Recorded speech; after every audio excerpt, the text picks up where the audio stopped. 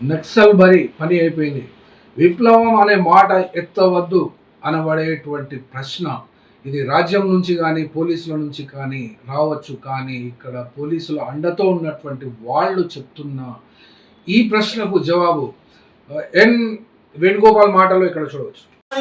రాజ్యం కూడా నోరు మూసుకోమని అనడానికి సాహసించలేదు. నోరు మూసుకోమని అనేక సార్లు అన్నది, నిర్బంధాల పాలు చేసింది, అయినా నోరు మూసుకోలేదు.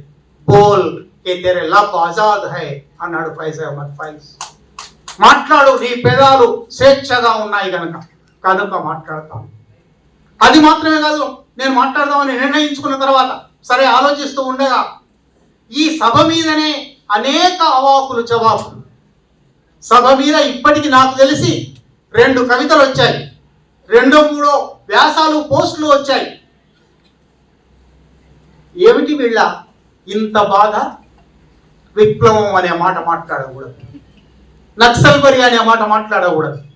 ఎక్కడికి వచ్చిందంటే నిన్నటిదాకా నక్సల్బరి రాజకీయాల్లో, ఆచరణలో, ఆలోచనల్లో నాయకులుగా గుర్తించబడిన వాళ్ళు ఇవాళ నక్సల్బరి పేరెత్తకండి, విప్లవం పేరెత్తకండి అంటున్నారు. అందువల్ల నక్సల్బరి గురించి మాట్లాడవలసి ఉంది, అందువల్ల విప్లవం గురించి మాట్లాడవలసి ఉంది. అక్కడి నుంచి ఇంకా కొంచెం ముందరికి పోయారు. సుందరయ్య విజ్ఞాన కేంద్రంలో ఉపన్యాసాలు మాత్రమేనా?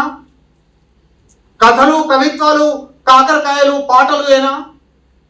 అయ్యా, 59 సంవత్సరాలుగా ఈ కవిత్వం వల్లనే, ఈ కథల వల్లనే, ఈ వ్యాసాల వల్లనే, ఈ ఉపన్యాసాల వల్లనే విప్లవ భావన ప్రచారం అయింది దేశంలో. ఏ విప్లవ భావన ప్రచారం అయితే మీరు నాయకులుగా ఎదిగారో ఆ విప్లవ భావన ప్రచారం చేసిన వాళ్ళను ఇవాళ మీరు ఎగతాళి చేస్తున్నారు, వెటకారం చేస్తున్నారు, నోరు మూసుకోమంటున్నారు. మూసుకోవడానికి సిద్ధంగా లేవు. ఎందువల్లనంటే చరిత్ర విద్యార్థులుగా విప్లవాన్ని నమ్ముతున్నాం మేము. మీరు నిర్మాణంలో ఉన్నారనో, మీరు మిత్రులను, మీరు గౌరవనీయ నాయకులను, మీరు ఆయుధం పట్టుకున్నారనో కాదు. చరిత్ర విద్యార్థులుగా విప్లవం చరిత్ర నియమం.